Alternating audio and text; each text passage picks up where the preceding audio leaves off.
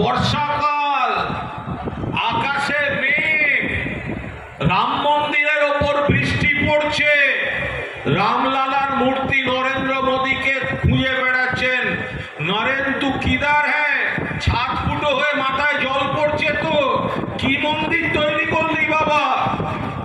নরেন্দ্র মোদী বলছেন, বাবা এ শুধু আপনার একার নয়, আমি 22,000 কোটি টাকা দিয়ে যে সংসদ ভবনটা তৈরি করে দিয়েছি, আগের সংসদ ভবন এত বছরে এক ফোঁটা জল পড়েনি।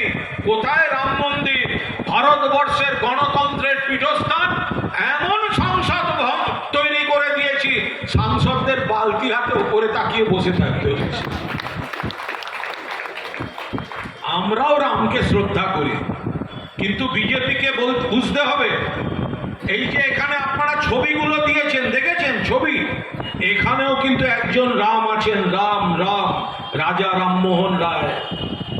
বিজেপিকে বলবেন আমরাও রামকে পছন্দ করি, কিন্তু তার সঙ্গে আমরা রাজা রামমোহন রায়েরও পুজো করি, যিনি সন্দেহ করে নিজের স্ত্রীকে অগ্নি পরীক্ষার নামে চিতায় তোলেননি, সহমরণ প্রথা বন্ধ করে অন্যের স্ত্রীকে চিতা থেকে তুলে বাড়ি পৌঁছে দিতেন, সেই রামমোহন রায়কেও আমরা প্রণাম করি।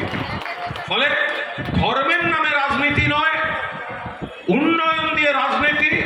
উন্নয়ন করছেন মমতা বন্দ্যোপাধ্যায়, নেতৃত্ব দিচ্ছেন মমতা বন্দ্যোপাধ্যায়, সেনাপতিত্ব করছেন অভিষেক বন্দ্যোপাধ্যায়, আর কৈলাস এখানে যারা পুরনো সবাই রয়েছেন, সিনিয়র নেতারা রয়েছেন, জুনিয়ররা আসছে, সবাই মিলে তৃণমূল